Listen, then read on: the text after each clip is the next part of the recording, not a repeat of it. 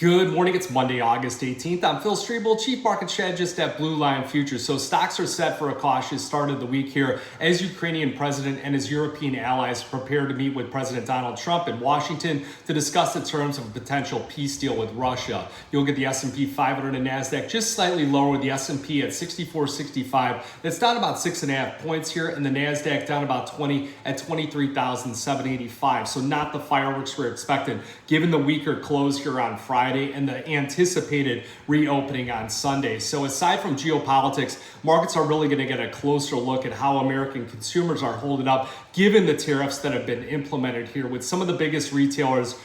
Their earnings reports are set to come out in the coming days here with Walmart, Target, and Home Depot. So far, S&P 500 firms have posted much better than expected increase in quarterly profits, while margins have proved to be resilient to the tariffs much more than had been feared. Now, the focus will return to the Fed here in the debate over the Fed's interest rate path later on this week, with all eyes on Jay Powell's keynote speech and annual central bankers symposium here in Jackson Hole in Wyoming. So this gives him an opportunity to flag some of the policy shifts, but he could also indicate that the economy isn't giving him a clear signal to cut interest rates. So we'll also have the minutes for the July meeting here, with two Fed governors had dissented and voted against the decision here for the first time since 1993. That's expected to come out on Wednesday. You look at the CME's Fed Watch tool here, we got about an 84.8% chance of a 25 basis point interest rate cut, and we have a 15% chance here of them leaving it unchanged. So we've seen some wide shifts.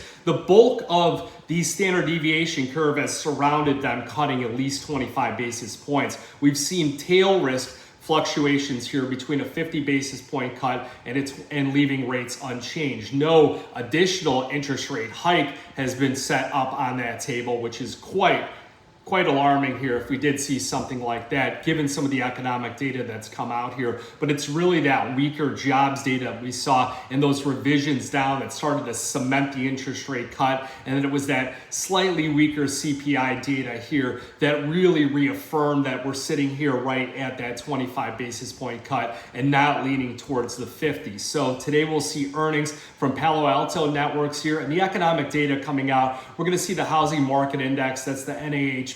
That's for August. They're estimating 34, the prior is 33. As we get closer to interest rate cuts and we start getting the reality of the cuts, we're going to start monitoring some of the housing data and things like that a little bit more. We will have Michelle Bowman. She'll speak on Bloomberg TV. That's going to be right around 11:45 Central Time here. And then you look at cryptocurrencies because they are under some pressure. You got Bitcoin for August sitting at 115,500. That's down about $1,700 or 1.5%. You got Ethereum also coming down just over 2%, cutting below 4,300 on the August contract. It's really, they're continuing to fall here and continuing their pullback here from last week's record highs, as traders are really looking at a few different things here. One of them's the Federal Reserve here, because lower rates make riskier assets such as stocks and digital currencies more attractive to relatively lower yielding investments here, such as bonds or just holding cash. So you start to see weakening in the dollar, and it boosts those crypto volumes and valuations. So digital assets, they've really dropped back in the last few days, and it came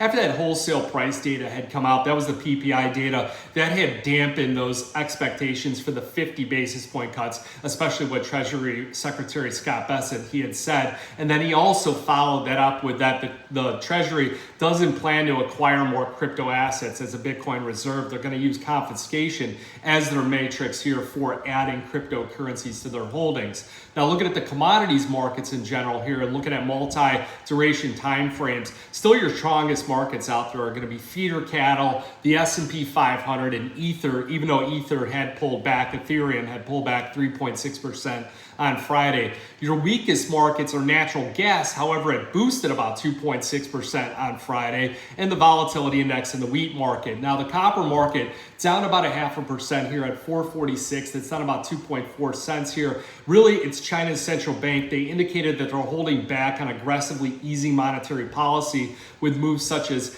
interest rate cuts, even though their economy has just recorded one of its worst months ever here as far as economic data. And that's perhaps where you got some of that volatility in the silver, the gold market, and the copper market overnight. You go over to Europe and Asia. European stocks were steady as investors are really awaiting this meeting between Trump and Ukraine here. And then you go over into Asian trading. Well, those stocks were just a little bit higher. You had the MSCI just slightly edging higher here. For the S&P 500, really your key level of support and the level that I'm watching is that 6405, where we could see a bounce off that level as the dip buyers emerge here, as they have been emerging recently, for another push back up to around that 6,500 range. If we get that close, that daily close below 6405, could wash out to 6350. So we'll look at the chart pack and I'll send out an updated version of that here today. Looking at gold, it is pulling back, but it did rebound overnight here and prices declined after that US inflation data lowered market expectations for that 50 basis point cut in September, and further volatility could occur due to some decreasing political tensions here, political risks here with progress and concessions made on both sides